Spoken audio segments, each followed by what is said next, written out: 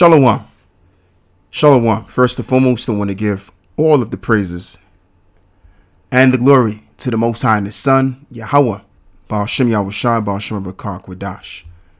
And double honors to the apostles of the great millstone, which taught me this truth through the inspiration of the power of Yahweh, Baal Shem Yahushai, which is indeed through the Holy Spirit, the one and only true Spirit, of course, and as well as giving the salutations thereof towards the Yakim worldwide, that's furthering this truth of Yahweh Baal Shem Yahushai.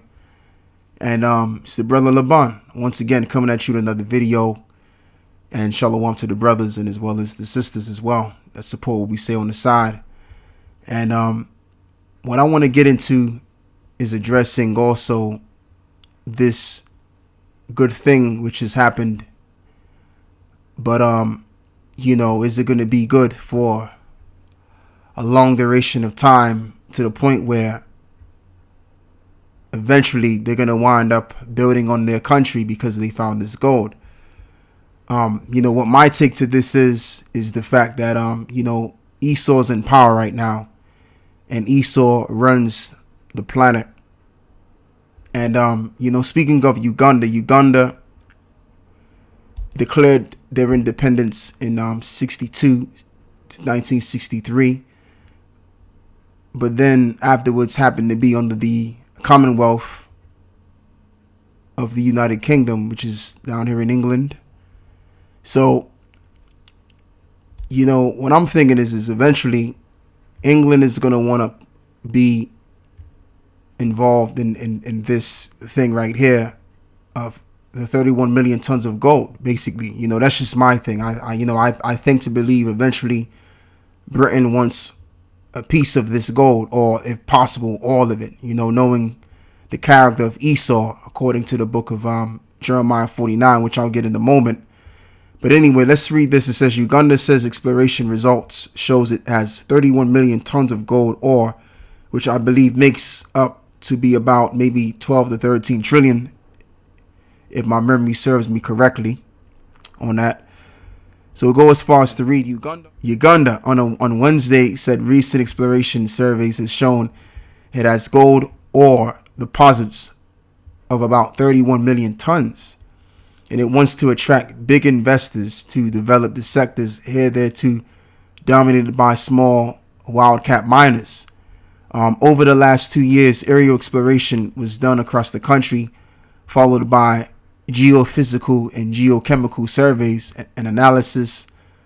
Solomon Muyida, spokesperson for the Ministry of Energy and Mineral Development, told Reuters.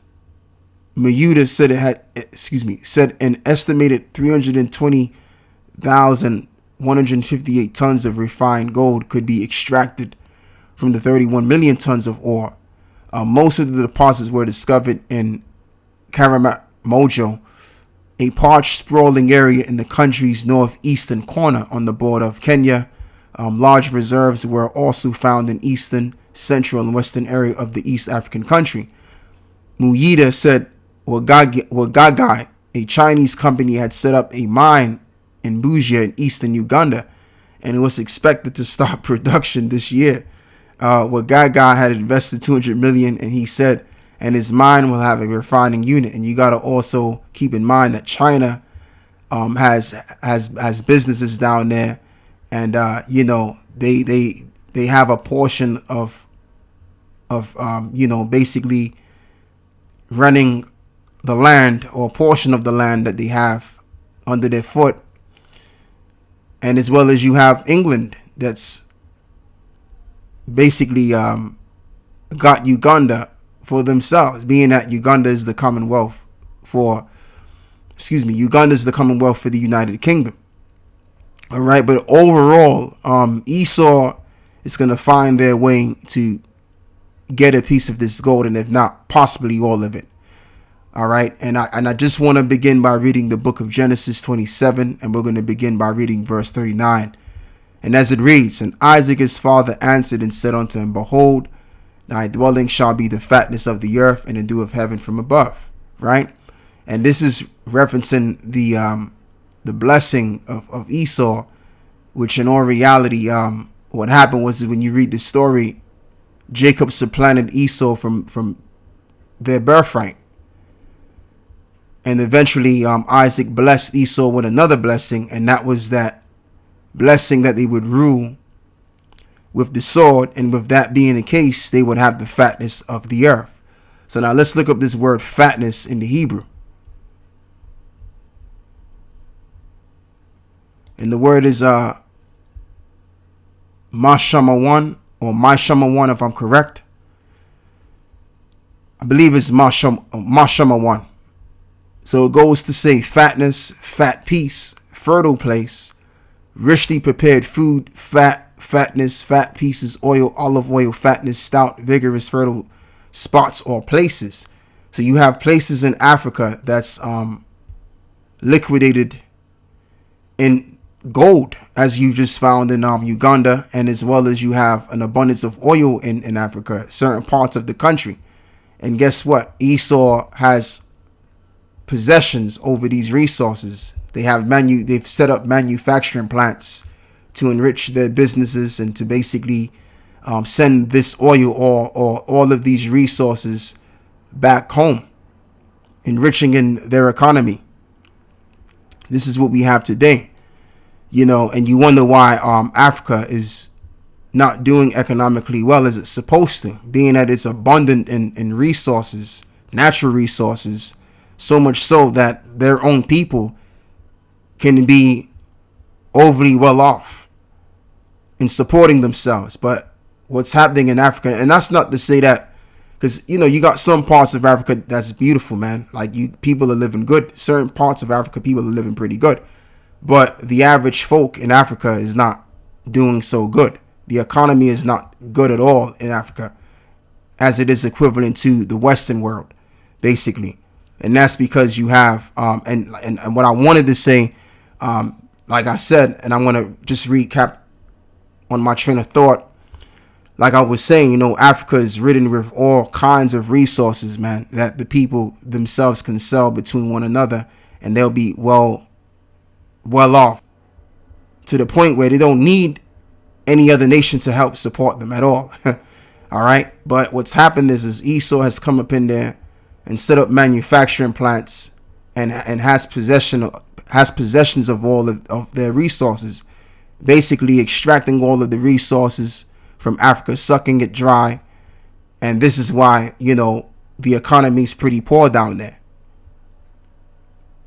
Because you would think, just on a natural level, that Africa would be the richest country on the planet right now due to the amount of resources, but it's not, because you have other nations as well as these Edomites that have stationed themselves in Africa, and they're extracting all of the resources and selling it for their own good, and got the people in Africa working for their own companies, basically. Instead of the people down there selling their own goods to each other, they're working for these manufacturing plants, which is set up by Esau, and they're getting all the dough. All right, but it goes back to the blessing, like I said, according to the book of Genesis 27, verse 39, right? Let's read this again. And Isaac his father answered and said unto him, Behold, thy dwelling shall be the fatness of the earth, and of the dew of heaven from above. So when we look up this word fatness again, the biblical usages, as it gives you fatness, fat piece, fertile place, richly prepared food. So what makes a place rich? Because it's fertile. You can grow a whole lot of food there, and you can sell food to people.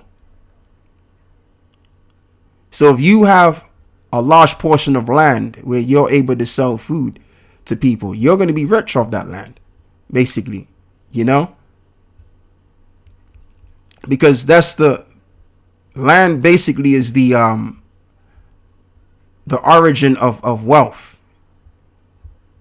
If you own a portion of land, you can be pretty much wealthy off that land right there, especially if it's fertile, or if it has resources like platinum or gold or silver.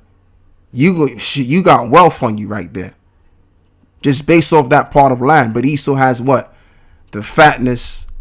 In other words, the good parts of the planet, being that they're running the planet right now under their rulership, according to the blessing, as I've just read to you.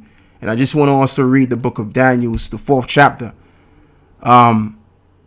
verse 17, as this reads, "This matter is by the decree of the watchers, and the demand by the word of the holy ones, to the intent that the living may know that the Most High ruleth in the kingdom of men, and giveth it to whomsoever he will, and set up over it the bases of men." So Esau has been set up into the position of power. So eventually Esau is going to find themselves around Uganda and getting that gold.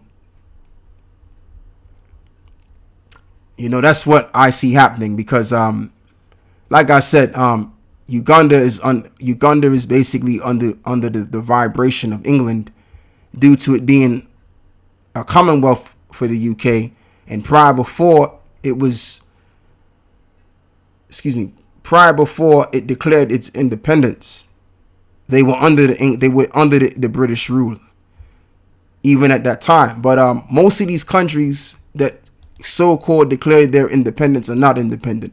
They're all under these Edomites, regardless of what. That's just the truth. You know, they lied and projected this idea that, yeah, you've received your independence and because of this, and you've stood up for yourself.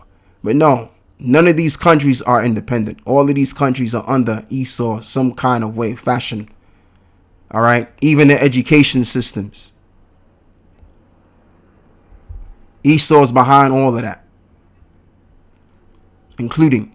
So now what I want to do is I want to go and read the book of Micah chapter 2, and we're going to start from verse 1. It says, "Woe to the oppressors, and woe to them that devise iniquity, and work evil upon their beds. When the morning is light, they practice it, because it is in the power of their hands."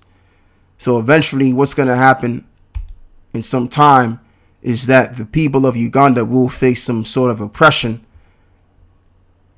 because what Esau doesn't want another nation to be economically viable as well as they are. Esau wants to keep every nation under them and keeping them poor. Okay, you know, this is why you have the what you call it? You have this where they're responsible for the currency that the people use, the IMF, the International Monetary Fund. They send loans or money to a particular country so that particular country can be more in debt. Basically, you know, manipulating their currency and keeping them basically poor. And there's other entities that Esau has put in place for a lot of these poorer nations to continue as being these poorer nations under him. All right, because it's all about domination with Esau at the end of the day. If we can keep these nations poor, then they'll be dependent upon us, and and also we can go down to these countries and buy resources for dirt cheap, because they're so poor. They'll be willing to sell something that's highly valuable for a cheaper price, just so that they can eat. So that's how this devil is operating through these nations, man. Micah 2 verse 2. "And they covet fields and take them by violence, and houses and take them away. So they oppress a man and his house, and even a man and his heritage." And they've been doing this beginning of the time of the 17th centuries. And they've been doing this even in the beginning of time since the 17th century. You know, they've went to the 16th to the 17th century, as they've done to the North American Indians, and as well as what they did to Jake, you know, the kingdom of Judah as well. They've done this. They've taken over their lands and oppressed them in their own land, pretty much. All right, and they've been carrying on with this sort of way of oppression all over the world. Why? Because the Lord gave them the power, and is in the power of their hands to do so. But eventually all of this negativity and iniquity, which is really what I wanted to say, it's all going to ricochet against them eventually, because you can't do so much wrong and think that you're going to escape. There's no escape. The Lord has got this nation hands down in terms of their criminal record is concerned, and the Lord is going to judge them eventually. All right, because you would think, okay, Esau would step off from Uganda, but that's not what Esau's going to do. Esau's going to go in there, find themselves somehow, some way in there to extract all of this gold.